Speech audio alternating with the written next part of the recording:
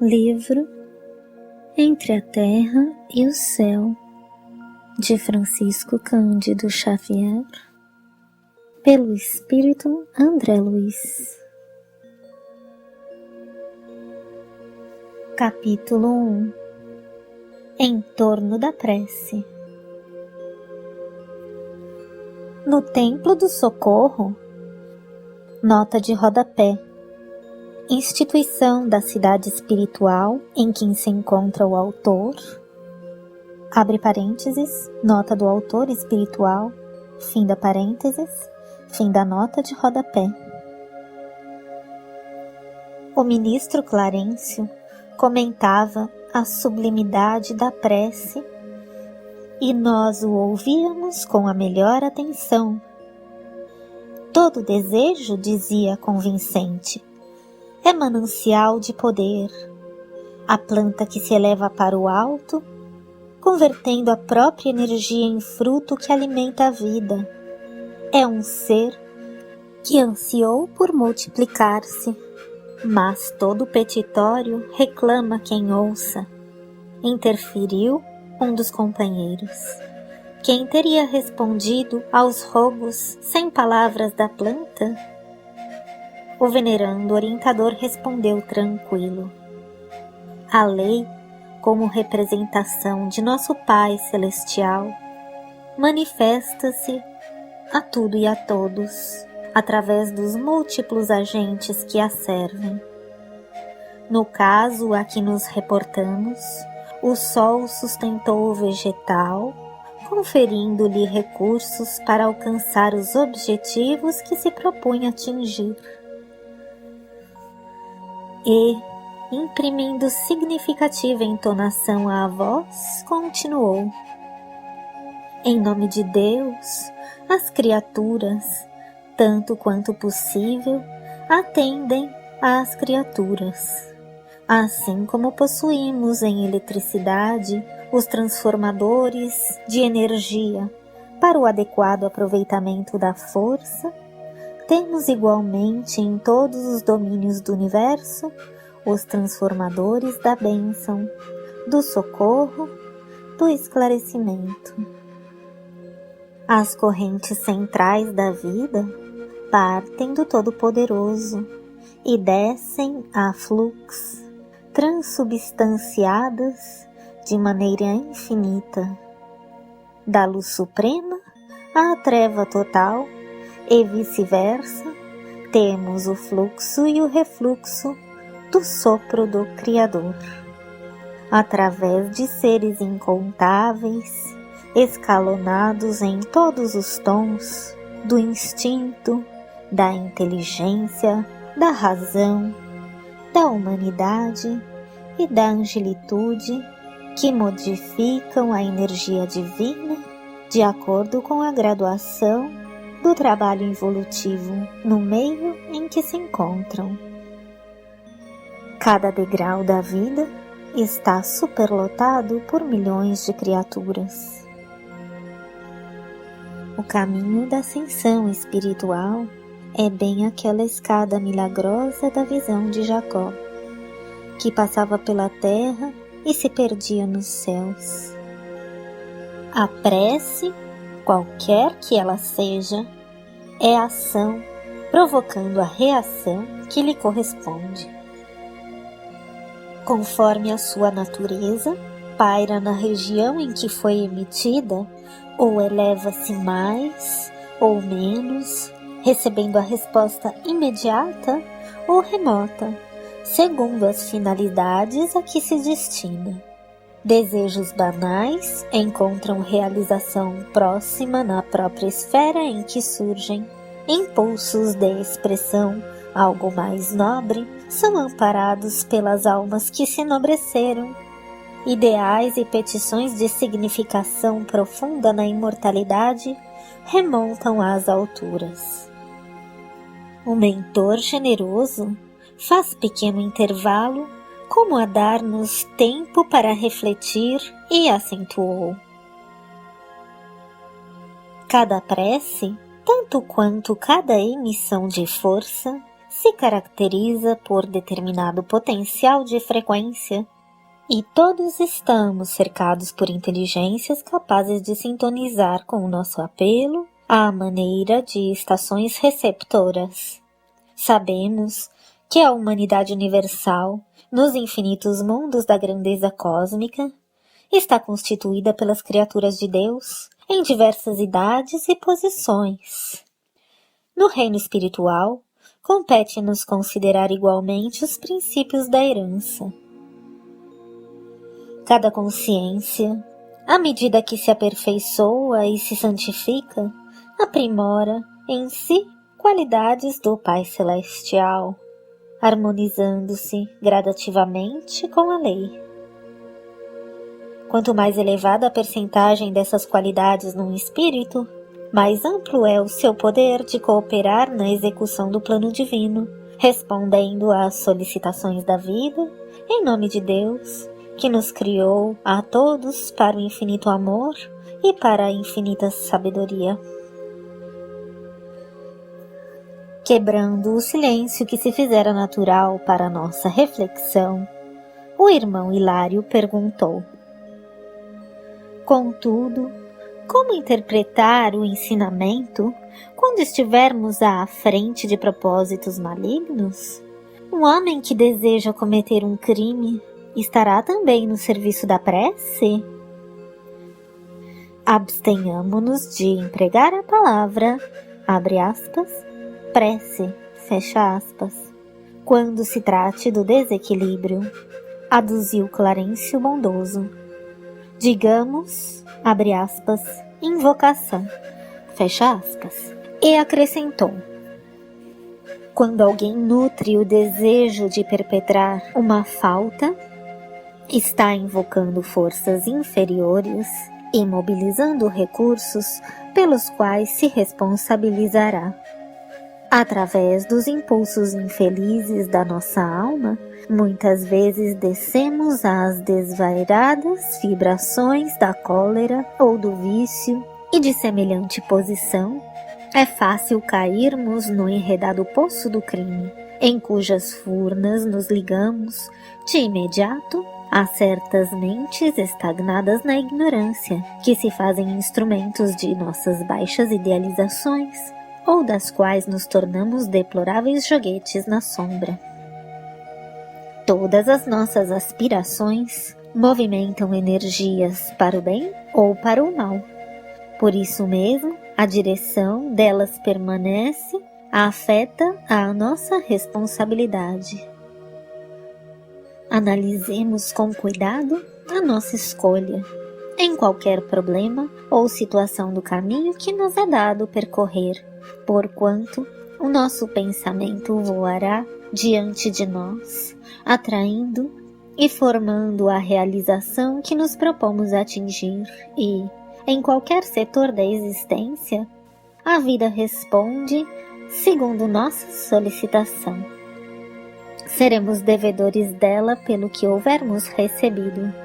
O ministro sorriu benevolente e lembrou: estejamos convictos, porém, de que o mal é sempre um círculo fechado sobre si mesmo, guardando temporariamente aqueles que o criaram, qual se fora um quisto de curta ou longa duração, a dissolver-se, por fim, no bem do infinito, à medida que se reeducam as inteligências que a ele se aglutinam e afeiçoam. O Senhor tolera a desarmonia, a fim de que, por intermédio dela mesma, se efetue o reajustamento moral dos espíritos que a sustentam. De vez que o mal reage sobre aqueles que o praticam, auxiliando-os a compreender a excelência e a imortalidade do bem, que é o inamovível fundamento da lei.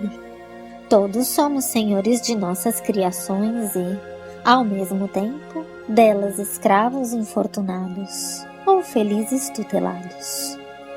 Pedimos e obtemos, mas pagaremos por todas as aquisições. A responsabilidade é princípio divino a que ninguém poderá fugir. Nesse instante, Uma jovem de semblante calmo penetrou no recinto e, dirigindo-se ao nosso orientador, falou algo aflita.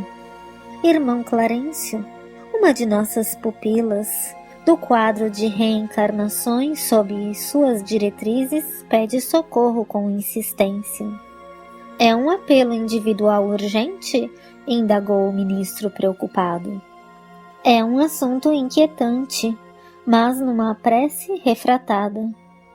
O prestimoso instrutor convidou-nos a acompanhá-lo e seguimos-lo atentamente.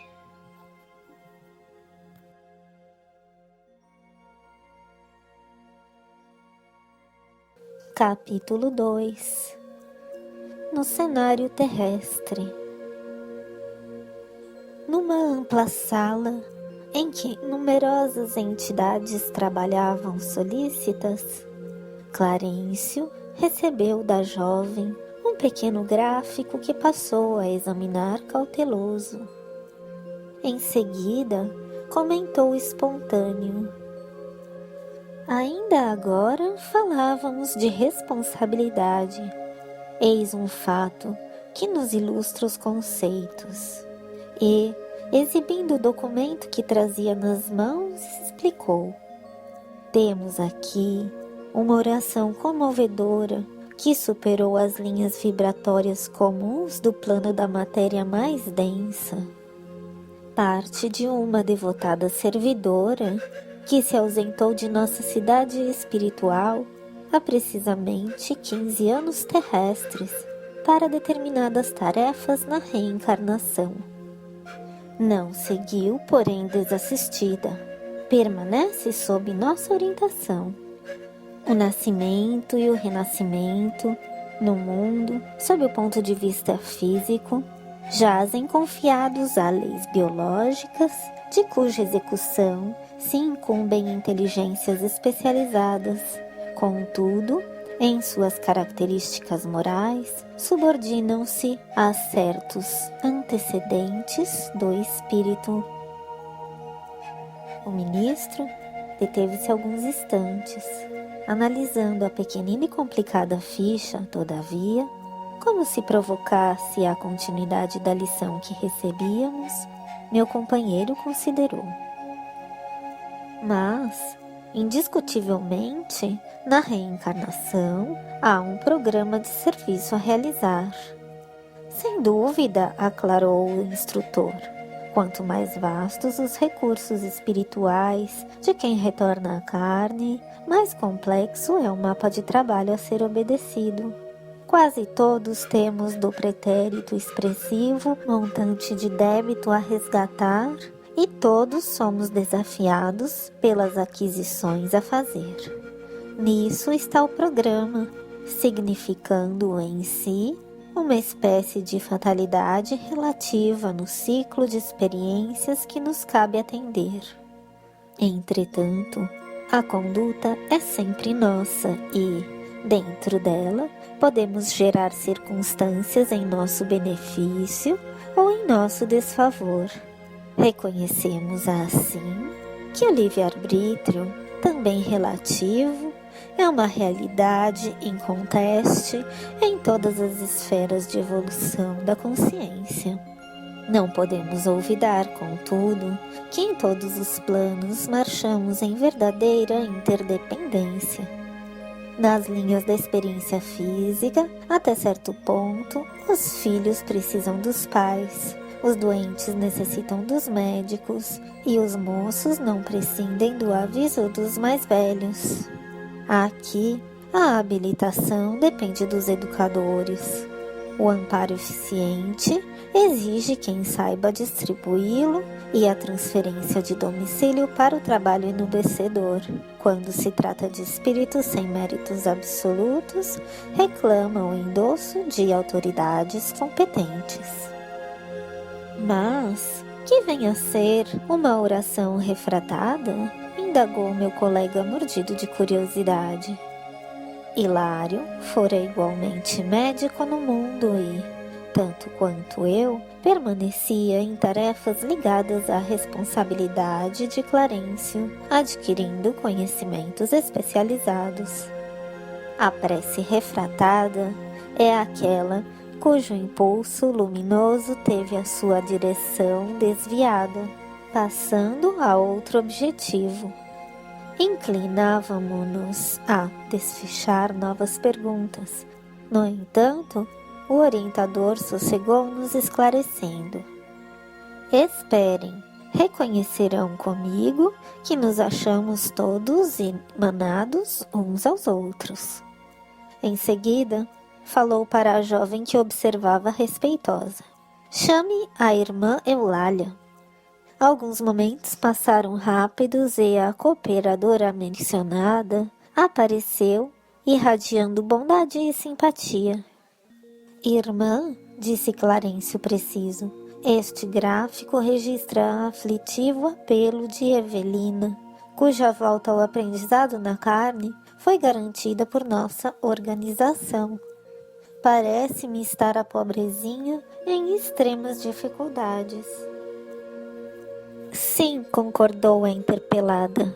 Evelina, apesar da fragilidade do novo corpo, vem sustentando imensa luta moral.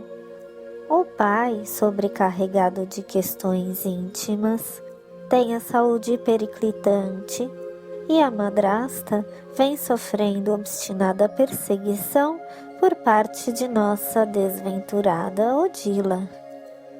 A genitora de Evelina? Sim, ela mesma. Ainda não se resignou a perder a primazia feminina no lar.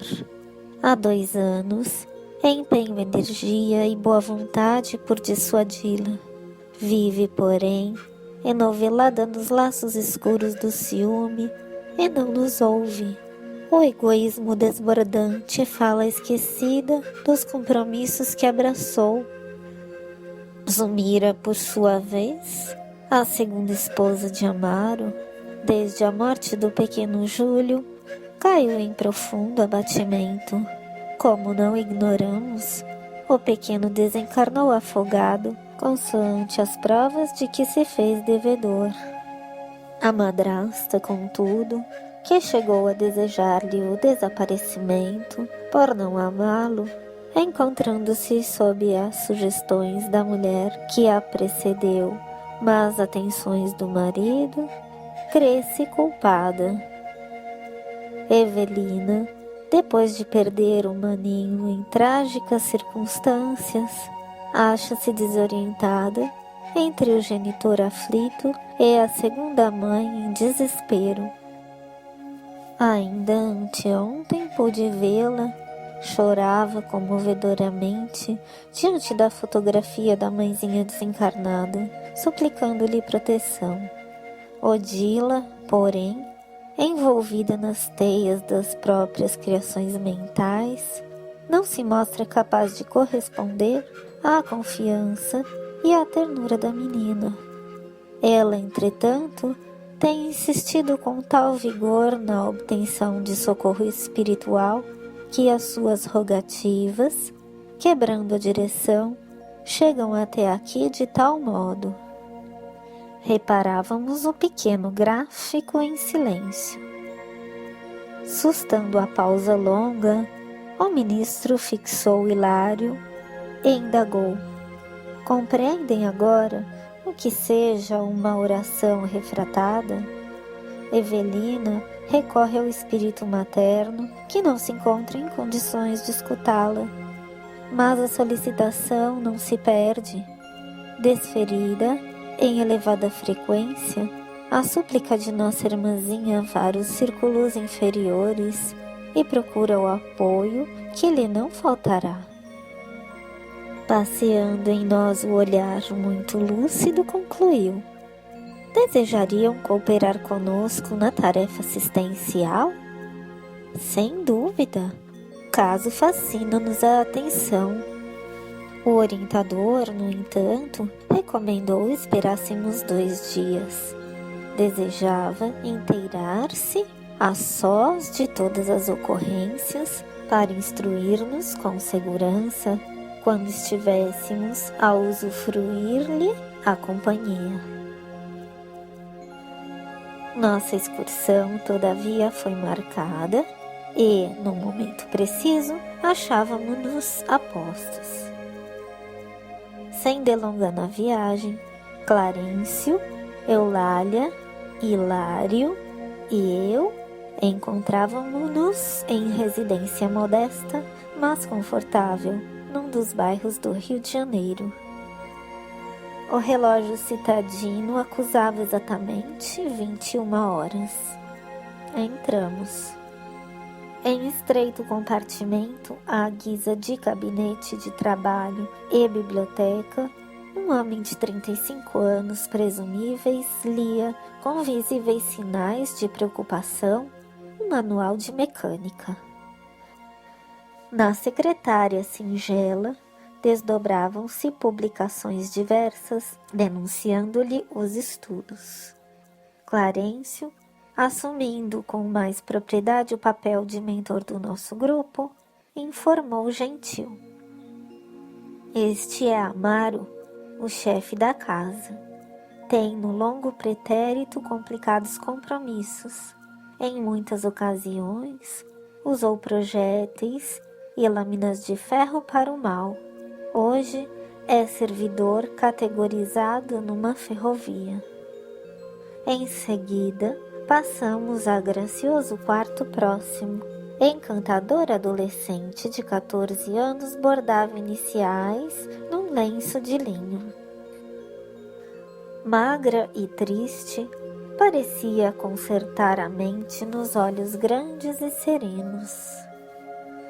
Não nos assinalou a presença, mas, ao contato das mãos espirituais do ministro, revelou indefinível contentamento interior.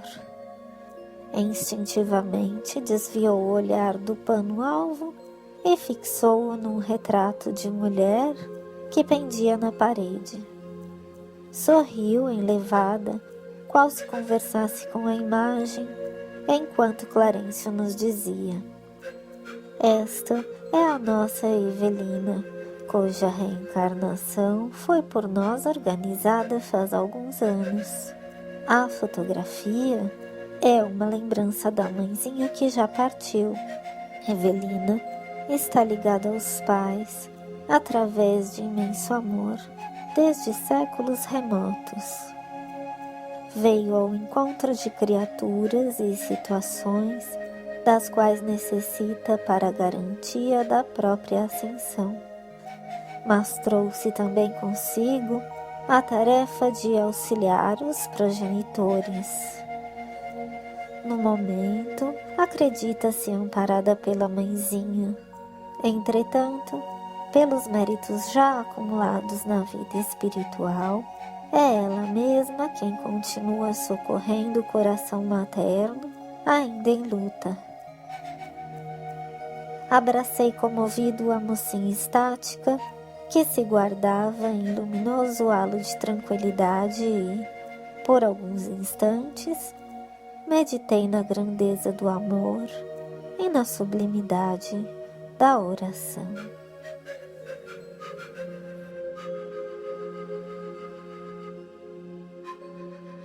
Capítulo 3. Obsessão.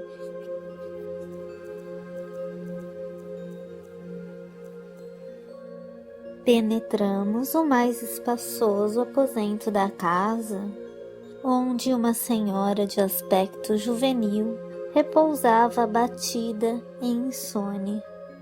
Moça de 25 anos aproximadamente, mostrava, no semblante torturado, harmoniosa beleza.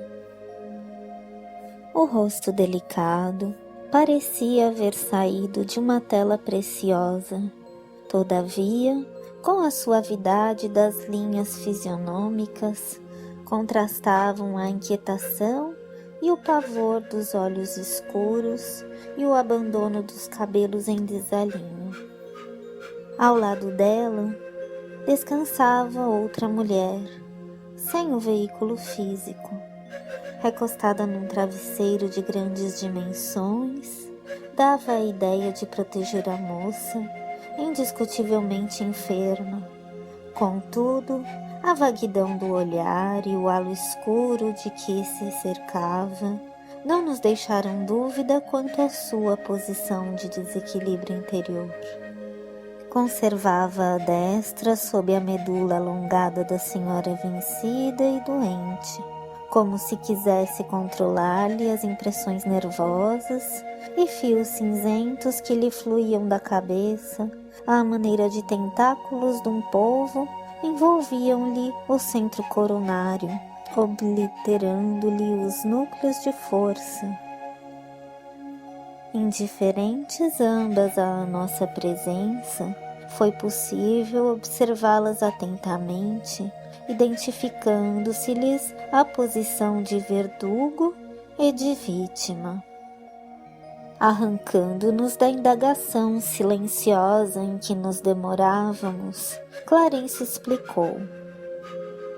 A jovem senhora é Zulmira, a segunda orientadora deste lar, e a irmã desencarnada que presentemente lhe vampiriza o corpo é Odila, a primeira esposa de Amaro e mãezinha de Avelina, dolorosamente transfigurada pelo ciúme a que se recolheu.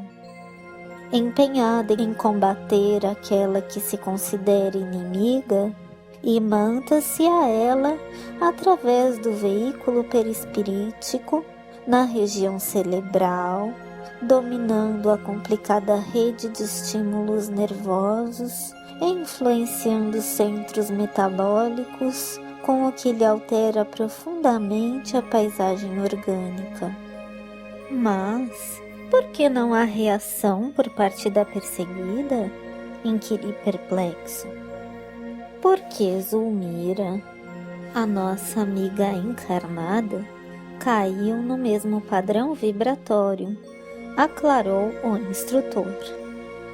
Ela também se devotou ao marido com egoísmo aviltante. Amaro sempre foi pai afetuosíssimo. O matrimônio anterior deixou-lhe um casal de filhinhos, mas o pequeno Júlio, formosa criança de 8 anos, perdeu a existência no mar. A segunda mulher nunca suportou, sem mágoa, o carinho do genitor para com os órfãos de mãe. Revoltava-se, choramingava e doía-se constantemente diante das menores manifestações de ternura paternal, entrelaçando-se por isso mesmo com as desvairadas energias da irresignada companheira de Amaro, arrebatada pela morte. Em suas preocupações doentias, Zulmira chegou a desejar a morte de uma das crianças. Pretendia possuir o coração do homem amado com absoluto exclusivismo, e porque as atenções de Amaro se concentravam particularmente sobre o menino, muitas vezes emitiu silenciosamente o anseio de vê-lo afogar-se na praia em que se banhava. Certa manhã, custodiando os enteados, separou Evelina do irmão, permitindo ao Petis mais ampla incursão nas águas. O objetivo foi atingido. Uma onda rápida surpreendeu o miúdo banhista, arrojando-o para o fundo. Incapaz de reequilibrar-se, Júlio voltou cadaverizado à superfície. O sofrimento familiar foi enorme. O ferroviário sentiu-se psiquicamente distanciado da segunda esposa, classificando-a como relaxada e cruel com os filhinhos. Zulmira, a seu turno, acabrunhada com o acontecimento e guardando consigo a responsabilidade indireta pelo desastre havido, caiu obsidiada ante a influência perniciosa da rival que a subjugava do plano invisível. Clarencio fez ligeiro intervalo e continuou. O sentimento de culpa é sempre um colapso da consciência e, através dele, sombrias forças se insinuam. Zulmira, pelo remorso destrutivo, tombou no mesmo nível emocional de Odila, e ambas se degladiam num conflito de morte, inacessível aos olhos humanos comuns. É um caso em que a medicina terrestre não consegue interferência. Calara-se o ministro, qual se nos registrasse a presença por intuição. Odila movimentou-se e, agarrando-se à pobre senhora com mais força, gritou: ninguém a libertará. Sou infeliz mãe espoliada. Farei justiça por minhas próprias mãos. E, contemplando a enferma, com expressão terrível acrescentava: assassina, assassina, mataste meu filhinho, morrerás também. A doente abriu desmensuradamente os olhos. Extrema palidez cobriu-lhe a face. Não ouvia as palavras da adversária que lhe era invisível, mas, envolta na onda magnética que a enlaçava, sentia-se morrer. Clarencio afagou-lhe a fronte e disse calmo: pobre moça. Hilário e eu, instintivamente, abeiramo-nos de Odila para afastá-la com a presteza possível, mas o instrutor generoso deteve-nos com um gesto, advertindo: a violência não ajuda. As duas se encontram ligadas uma à outra. Separá-las à força seria a dilaceração das consciências imprevisíveis. A exasperação da mulher desencarnada pesaria demasiado sobre os centros cerebrais de Zulmira, e a lipotimia poderia acarretar a paralisia ou mesmo a morte do corpo. Mas então, clamou Hilário contrafeito, como extinguir essa união indébita? Não será justo afastar o algoz da vítima? Clarencio sorriu e ponderou: aqui o quadro é diverso. Na esfera carnal, a cápsula física é precioso isolante das energias desequilibradas de nossa mente. Entretanto, em nosso plano de ação, no problema que observamos, essas forças desbordam ameaçadoras sobre a infortunada mulher, cujo corpo pode ser comparado a uma lâmpada de fraca receptividade, sobre a qual seria perigoso arremessar uma corrente superior à capacidade de resistência que se enquadra. A inutilização seria completa. O que poderíamos fazer? Indagou Hilário desapontado. Precisamos atuar na elaboração dos pensamentos da infortunada irmã, que tomou a iniciativa da perseguição. É imprescindível dar outro rumo à vontade dela, deslocando-lhe o centro mental e conferindo-lhe outros interesses e diferentes aspirações. E não podemos começar exortando-a? O ministro sereno obtemperou sem alterar-se. Talvez, assim de momento, não pudéssemos ou não soubéssemos. A preparação é indispensável. Nada custa uma conversação de censura, alegou meu companheiro admirado. Sim, uma doutrinação pura e simples seria cabível. Contudo, não podemos esquecer que a organização cerebral da vítima permanece excessivamente martelada. Nossa intervenção no campo espiritual de Odila deve ser envolvente e segura para evitar choques e contra-choques que repercutiriam desastrosamente sobre a outra. Nem doçura prejudicial, nem energia contundente. O instrutor dirigiu o piedoso olhar às duas mulheres e prosseguiu. A questão nesta casa surge realmente melindrosa. É necessário buscar alguém que já tenha amealhado na alma bastante amor e bastante entendimento para conversar com o poder criador da renovação. Refletiu alguns instantes e aduziu. Contamos em nossas relações com a irmã Clara. Rogaremos o concurso a ela. Modificará Odila com o seu verbo coroado de luz, inclinando-a ao serviço da conversão própria. Por agora, de nossa parte, somente nos é possível a dispensação de algum alívio e nada mais. Recomendou a Eulália assistisse Evelina para o refazimento psíquico de que a menina necessitava e, em seguida, aplicou recursos magnéticos sobre Zulmira em passes calmantes de longo curso.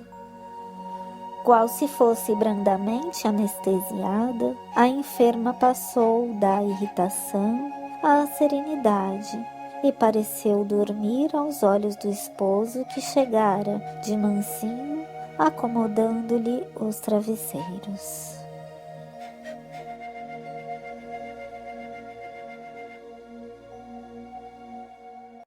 Capítulo 4. Senda de provas. Zulmira ausentara-se do corpo, mas não desfrutava a paz que se lhe estampara na máscara física.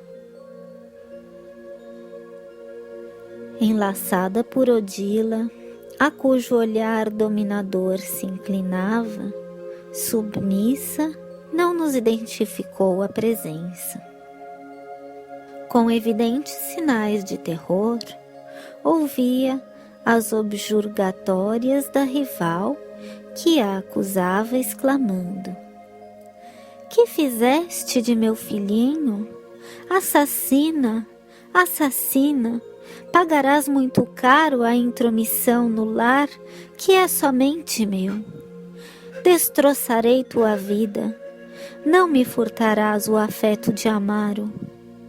Armei o coração de Evelina contra ti." "Não, não", respondia a vítima. "Não matei. Não fui eu quem matou." "Hipócrita, acompanhei os teus pensamentos, teus desejos, teus votos." Zulmira desembaraçou-se de Inópio dos braços que a envolviam e correu para fora, seguida pela outra. Esclarecendo-nos bondoso, Clarencio observou: "Quando a pobrezinha consegue sossegar o corpo, cai no pesadelo agitado.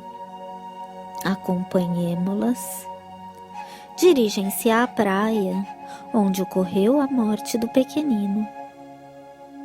Premida pelo assédio de nossa irmã desequilibrada, Zulmira ainda não se libertou das aflitivas reminiscências de que se vê possuída. Pusemo-nos na direção do mar, antecipando-as no trajeto, e, enquanto nos afastávamos, a conversação fez-se ativa.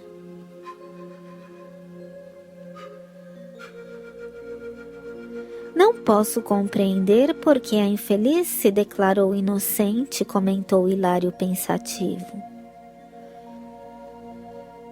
Por que tamanha provação, se não é ela a autora do crime? Inquiri por minha vez. O ministro, porém, informou preciso. Segundo as anotações que já recolhemos da irmã Eulália, Zulmira não é propriamente a autora, mas com loucas ciumadas do marido, desejou ardentemente a morte da criança, chegando mesmo a favorecê-la. Para não repetirmos esclarecimentos aos quais já nos reportamos, Faremos ligeiro retrospecto, tão minudenciado quanto possível, examinando o problema aflitivo do casal. Depois de breve pausa, prosseguiu. Amaro experimentava imensa devoção afetiva pelo filhinho. Quando Júlio adoecia, desvelava-se à cabeceira do Petis com ilimitada ternura. Sabendo-o sem o carinho materno e reconhecendo que a madrasta não primava pelo amor junto dos enteados, passava a dormir ao lado do caçula, rodeando-o de mimos. Quando tornava à casa cada dia, confiava-se a longas conversações com o filho, lendo-lhe histórias ou escutando-lhe atencioso as narrativas infantis. Abre aspas. Assemelhavam-se a dois velhos amigos a se bastarem um ao outro. Zulmira, em razão disso, ralada de despeito, passou a ver no menino um adversário de sua felicidade doméstica. A dedicação de Evelina para com o genitor não lhe doía tanto. A filha mais velha era mais doce e mais reservada. Comedida em suas manifestações, sabia dividir gentilezas sem olvidar a segunda mãe e seu culto de amizade. A madrasta nada sentia contra ela, mas o pequeno excitava Júlio, no extremado apego ao genitor, costumava exagerar-se em traquinadas e caprichos que Amaro desculpava sempre com benevolente sorriso. Zulmira, pouco a pouco, permitiu que o ódio lhe ocupasse o coração e deixou que o ciúme a enceguecesse a ponto de suspirar pelo desaparecimento do alegre rapazinho. Despreocupava-se intencionalmente pela assistência que lhe devia e abandonava-o às extravagâncias características de sua idade, alimentando o secreto anseio de presenciar-lhe o fim. Chegava mesmo a estimular-lhe indébitas incursões na via pública, admitindo que algum veículo podia fazer o que não tinha coragem de realizar com as próprias mãos. Foi nessa disposição de espírito que acompanhou a família ao banho matinal em clara manhã domingueira. Entregues ao contentamento da excursão, Amaro e a filhinha distanciaram-se de algum modo numa lancha pequena, enquanto Zulmira assumia a guarda do garoto. Foi então que o cérebro da moça deixou nascer escuras divagações. Não seria aquele o momento azado para consumar o velho propósito? E se relegasse o menino a si mesmo? De certo, Júlio, em sua curiosidade infantil, não resistiria à atração para o seio das águas. Ninguém poderia culpá-la. Abre aspas. Passou do projeto à ação e de pronto se afastou. Em se vendo a sós, o caçula de Amaro interessou-se mais vividamente pelas conchas multicores a se multiplicarem na areia, perseguindo-as encantado pelo mar adentro, até que uma onda veloz lhe chicoteou o corpo tenro, obrigando-o a mergulhar. A criança gritou, pedindo-lhe amparo. Realmente poderia ter retrocedido alguns passos, salvando-a, mas, vencida pelos sinistros pensamentos que lhe dominavam a cabeça, esperou que o mar concluísse o terrível trabalho que não tivera coragem de executar. Quando notou que o enteado havia desaparecido, começou a chamar por socorro, de alma repentinamente dobrada pelo remorso, mas já era tarde. Amaro acorreu precípite e, com o auxílio de companheiros, retirou para fora o corpinho inerte. Torturado, chorou amargosamente a perda do filhinho, recriminando a mulher. Foi então que Zulmira, dominada pelo arrependimento e atormentada pela noção de culpa, desceu em espírito ao padrão vibratório de Odila, que a seguia em silêncio revoltada. Enquanto se mantinha com a paz de consciência, defendia-se naturalmente contra a perseguição invisível, como se morasse num castelo fortificado. Mas, condenando a si mesma, resvalou em deplorável perturbação, à maneira de alguém que despertasse de uma casa iluminada, embrenhando-se numa floresta de sombra. O ministro fez leve pausa de repouso e prosseguiu. A pobre senhora, desde esse dia, perdeu a aventura doméstica e a tranquilidade própria. Ela e o marido respiram agora sob o mesmo teto, qual se fossem estranhos entre si. Mas, à frente da lei, Zulmira é culpada? Perguntei com interesse. O sábio mentor sorriu significativamente e considerou. Não. No sentido real da lei, Zulmira não é culpada. Entretanto, deitando-nos um olhar mais expressivo que, de costume, continuou. Todavia, quem de nós não é responsável pelas ideias que arroja de si mesmo? Nossas intenções são atenuantes ou agravantes das faltas que cometemos. Nossos desejos são forças mentais coagulantes, materializando-nos as ações que, no fundo, constituem o verdadeiro campo em que a nossa vida se movimenta. Os frutos falam pelas árvores que os produzem. Nossas obras, na esfera viva de nossa consciência, são a expressão gritante de nós mesmos. A forma de nosso pensamento dá feição ao nosso destino. Hilário e eu ouvíamos enlevados sem pestanejar. Clarencio, no entanto, guardando a intuição clara do serviço imediato a fazer, para não delongar-se em digressões filosóficas, retomou o fio central do assunto, esclarecendo. Júlio trazia consigo a morte prematura no quadro de provações. Era um suicida reencarnado. A segunda esposa de Amaro, porém, sofre o resultado das infelizes deliberações que albergou no espírito. Padece o retorno das vibrações envenenadas que arremessou na direção do menino.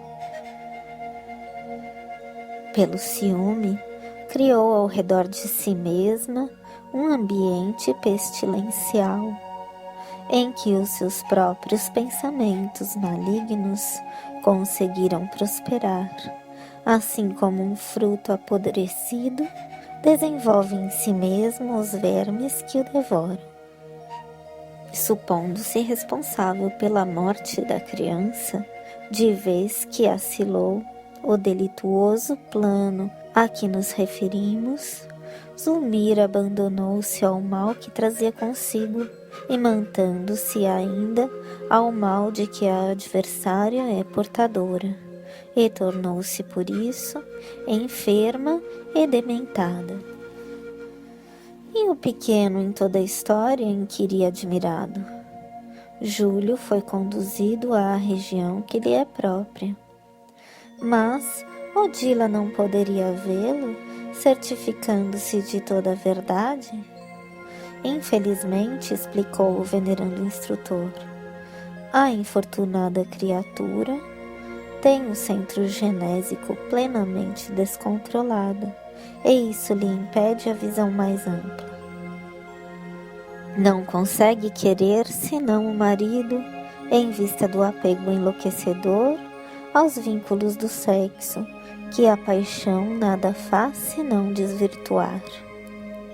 Odila possui admiráveis qualidades morais que jazem por enquanto eclipsadas. Desencarnou em largo vigor de seu idealismo feminino, sem uma fé religiosa capaz de reeducar-lhe os impulsos, justificando-se desse modo a superexcitação em que se encontra. Semelhante estado, contudo, é transitório e esperamos se submeta de boa vontade ao tratamento de reajuste que lhe será dispensado em breve. Melhorada a situação dela, creio que o problema terá imediata e construtiva solução. Ia perguntar algo de novo, mas atingíramos a praia e Clemêncio determinou nos puséssemos a observar.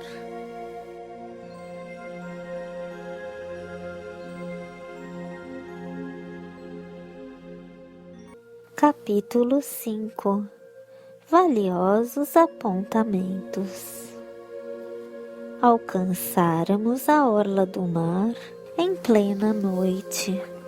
A movimentação da vida espiritual era aí muito intensa. Desencarnados de várias procedências reencontravam amigos que ainda se demoravam na terra, momentaneamente desligados do corpo pela anestesia do sono. Dentre esses, porém, salientavam-se grande número de enfermos. Anciães, mulheres e crianças, em muitos aspectos diferentes, compareciam ali, sustentados pelos braços de entidades numerosas que os assistiam. Conversações edificantes e lamentos doloridos chegavam até nós. Serviços magnéticos de socorro urgente eram improvisados aqui e além, e o ar, efetivamente confrontado ao que respirávamos na área da cidade, era muito diverso. Brisas refrescantes sopravam de longe, carreando princípios regeneradores e insuflando em nós delicioso bem-estar. O oceano é miraculoso reservatório de forças, elucidou Clarencio de maneira expressiva. Até aqui, muitos companheiros de nosso plano trazem os irmãos doentes, ainda ligados ao corpo da terra, de modo a receberem refazimento e repouso. Enfermeiros e amigos desencarnados desvelam-se na reconstituição das energias de seus tutelados. Qual acontece na montanha arborizada, a atmosfera marinha permanece impregnada por infinitos recursos de vitalidade da natureza.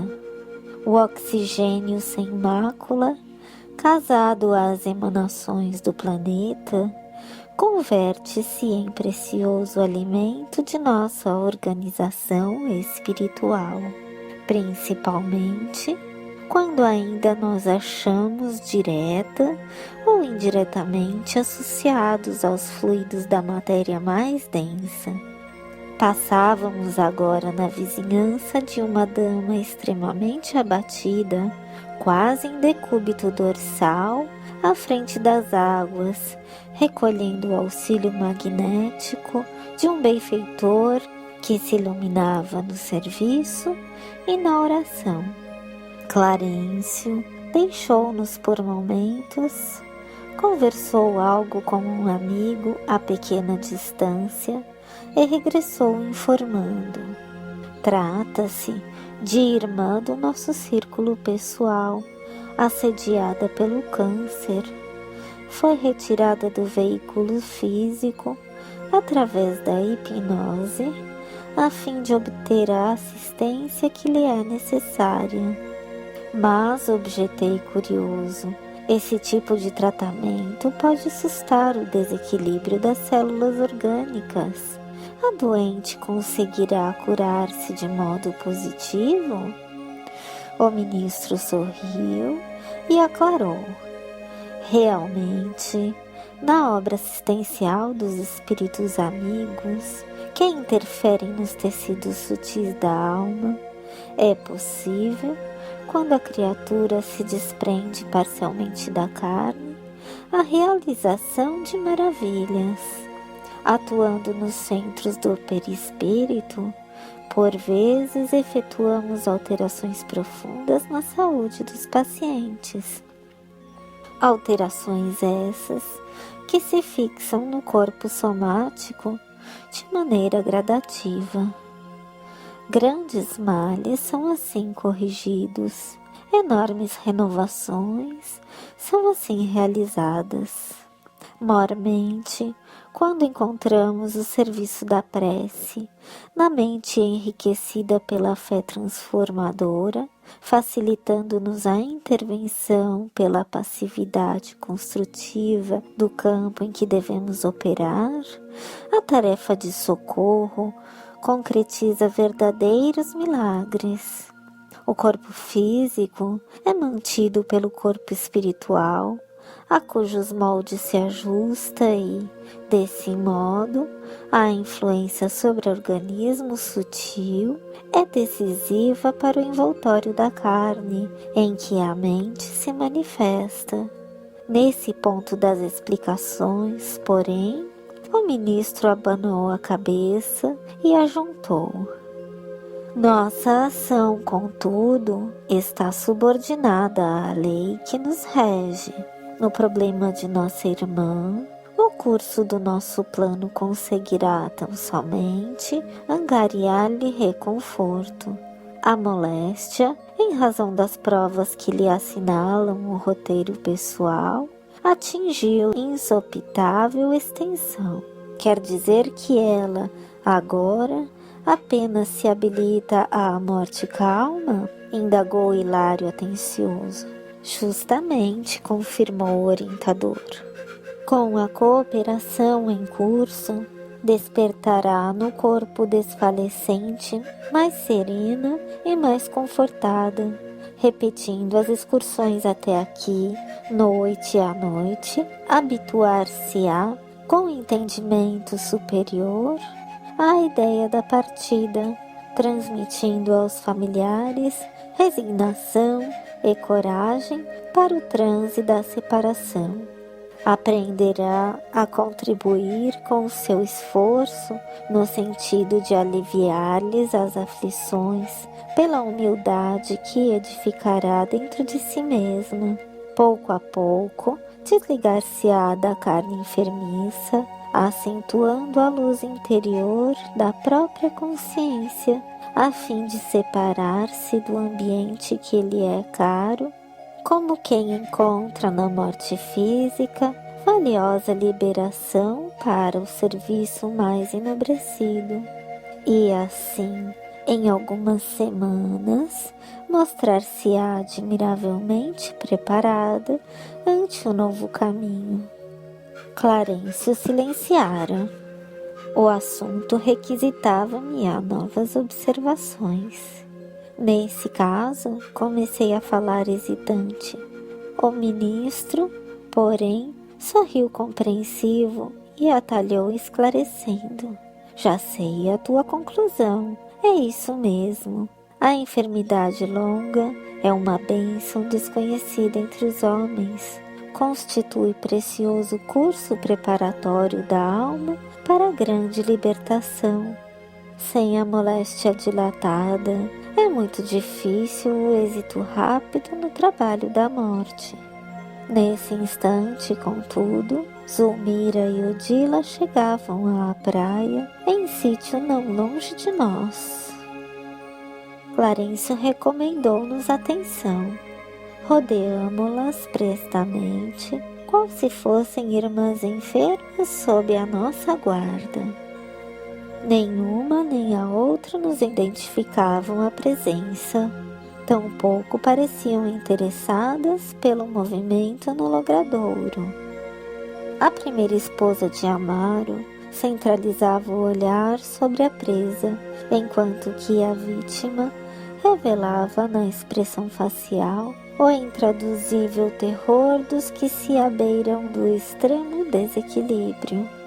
Zulmira ensaiava o gesto de quem se propunha a regressar precipitadamente à casa, mas, contida pela companheira, avançava entre a aflição e o pavor, e, repetindo as mesmas acusações que já ouvíramos, Odila martelava o cérebro da outra, reiterando desapiedada: recorda o crime infeliz.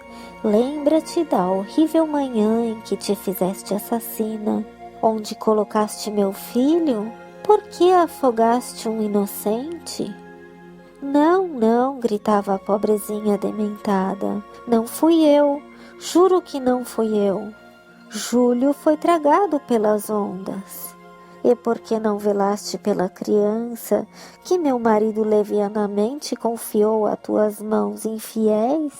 Acaso não te acusa a própria consciência? Onde situas o senso de mulher? Pagar-me-ás alto preço pelo relaxamento delituoso. Não permitirei que Amaro te ame, alimentarei a antipatia dele contra ti. Atormentarei as pessoas que te desejarem socorrer, destruirei a própria casa de que te apoderaste e me pertence, impostora, impostora. Sim, sim, concordava Zulmira terrificada. Não matei, mas não fiz o que me competia para salvá-lo. Perdoa-me, perdoa-me. Prometo empenhar-me no refazimento da paz de todos. Serei uma escrava de teu marido e restituí-lo-ei aos teus braços. Convertei-me-ei em serva de tua filhinha, cujos passos orientarei para o bem. Mas por piedade deixa-me viver. Liberta-me, compadece-te de mim. Nunca, nunca, bradava a interlocutora friamente. Tua falta é imperdoável.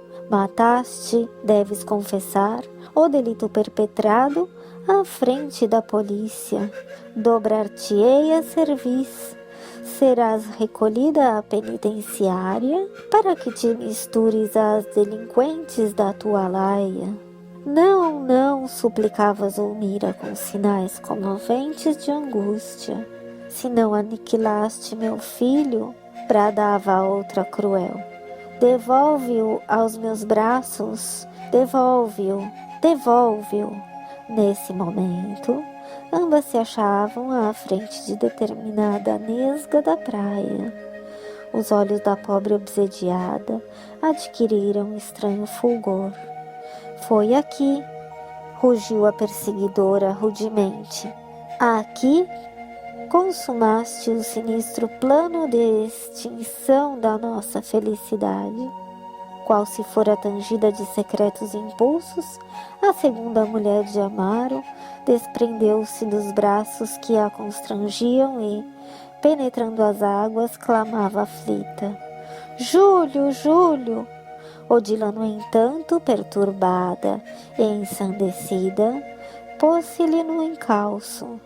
Sentindo-lhe a aproximação, Zulmira rodeou sobre as calcanhares e disparou de volta ao lar. Acompanhamos as duas na competição a que se entregavam, sem perdê-las de vista. Varando a casa, incontinente, dando a ideia de que o corpo adormecido era poderoso magnético a atraí-la, Zulmira despertou, alagada de suor, conservando no cérebro de carne a impressão de que vagueara em um terrível pesadelo. Tentou gritar, mas não conseguiu. Faleciam-lhe as forças em colapso nervoso e insopitável. A dispneia castigava-a com violência, enquanto as coronárias se mostravam entumecidas. Clarencio aproximou-se e aplicou-lhe fluidos salutares e repousantes. Acalmou-se-lhe o coração vagarosamente. O campo circulatório tornou a feição normal. Foi então que a desventurada senhora conseguiu gemer, clamando por socorro.